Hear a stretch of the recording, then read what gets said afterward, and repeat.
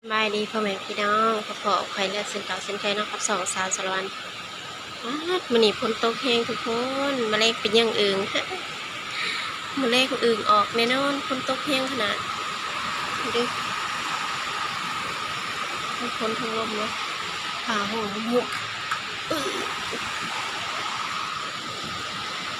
อันนี้ดอกคูณเก็บมาส่งค่ะ เหลือก็เลยเสียไว้นี่ฝนตกแห้งขนาด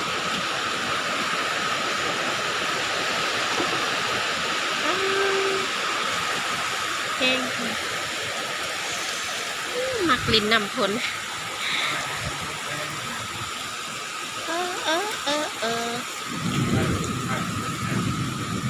หืม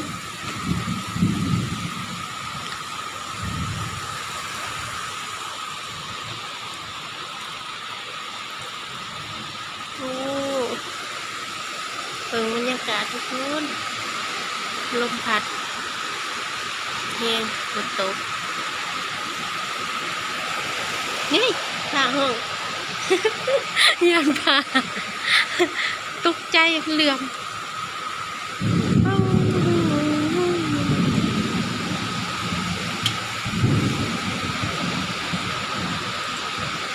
โอ้โต๊ะแห้งขนาด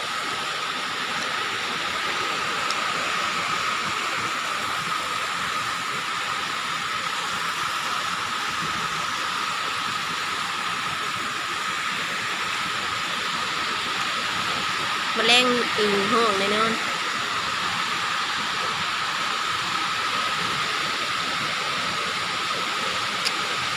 อากาศดี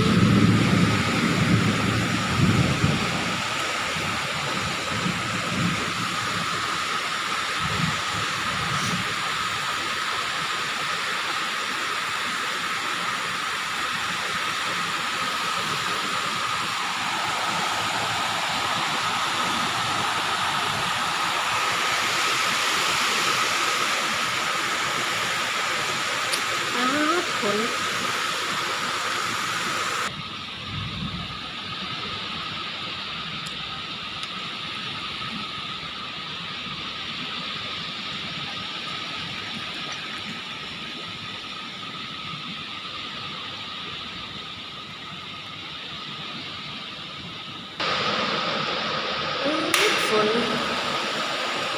ฝนถึงลมน้ำหงแล้วเปียกเดี๋ยวบอกเขายังอึ่งนะน้ำหงแล้วเดี๋ยวอึ่งออกมาแรง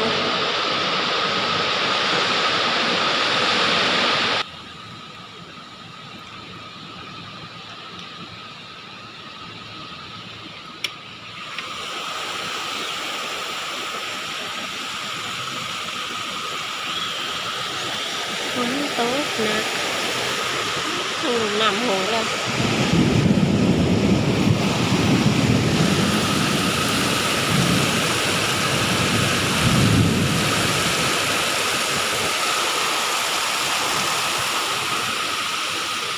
เนี่ยลมบ่แห้งถ้าลมแห้งเนี่ยแต่ยาก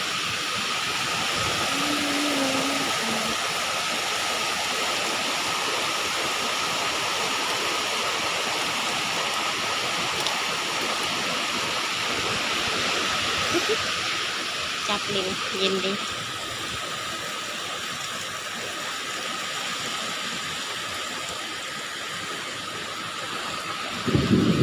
โอ้กำลังเหงาว่าลมบ่แห้งตอนนี้ลมแห้งขนาด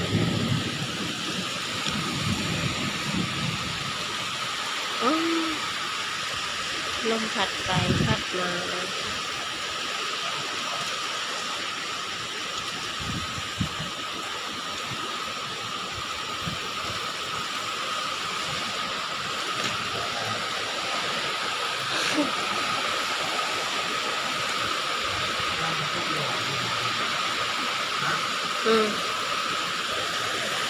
ก็นำหงไว้ขนาดอึ่งออกก็แรงอึ่งออกจะหน่อยผลชาวไปสื่อโคม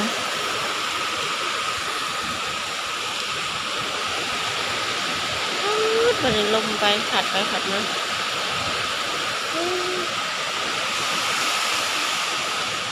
ข้างนี้เห็นบ่ขากนะมันต้นใหม่ถ้ามีห้างมดแดงในขากเลยแต่มันบ่มีนะไปหาหนีไข่มดแดง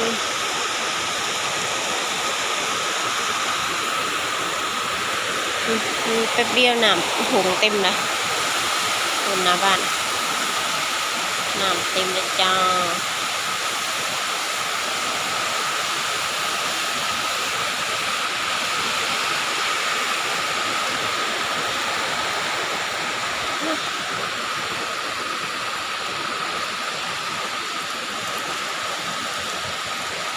น้ำกระเด็น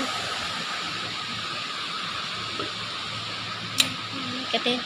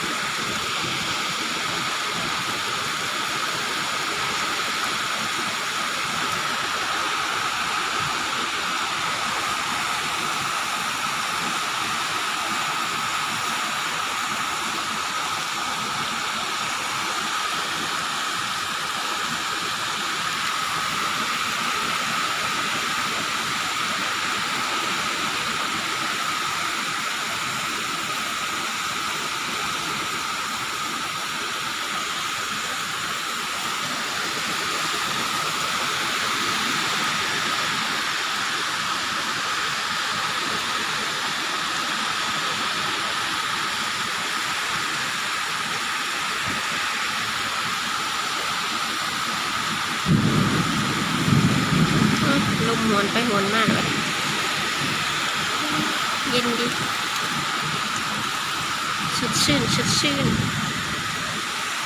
ท้องฟ้านะสว่างแต่ว่าฝนตกแห้งนี่ก่อนเมฆสว่าง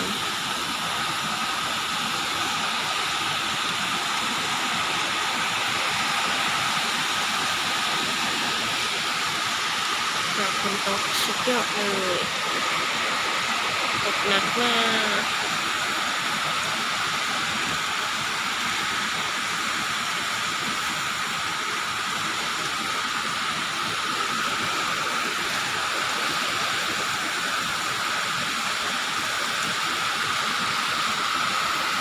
บรรยากาศ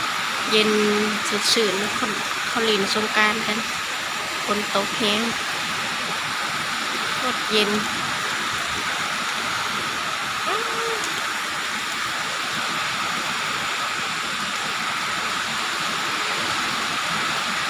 แห้งๆก็เดิมแบบนี้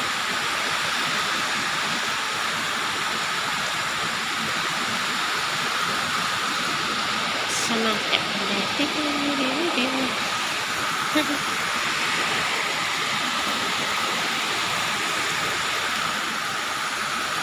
ตอนยังหน่อยนะแลนลินแหละแลนลินน้ำฝนนะแม่เอาไม่เสอะไรฝาดลินแบบลินมาอยู่บนเสาเนาะแบบลินจนบกสบายแม่จับไม่เสไหลเนาะแม่ตอนสมัยยังน้อยๆใจแล้วก็อยากลินคือเก่าเลยแต่ว่าโอกาสลินแล้วยันอ่ะผ่ายังหน่อยเราบจักยานนะลินแต่เศร้าแต่ไตหอดเนื้อแต่เนื้อหอดไตยังน้ำหงสกปรกเธอได้กับดินบริเดียดบริยานเว้ยแลลอยตามหน้าบ้านคือสภาพบ้านเฮาก็คือแบบดินแดงเนาะน้ำก็แดงดินเตยเศร้าเลยเริ่มเศร้าแล้วท้องฟ้าเนี่ยบริมืดได้แบบสว่างแต่ว่าฝนตกแห้งจริงๆท้องฟ้าสุดใสสุดเลยนี่เศร้าเรียบร้อยคนเศร้าพอดี ทุกประมาณ10 กว่านาทีเลยแหละเช้าแล้วมันสิมาอีกรอบหนึงพอดี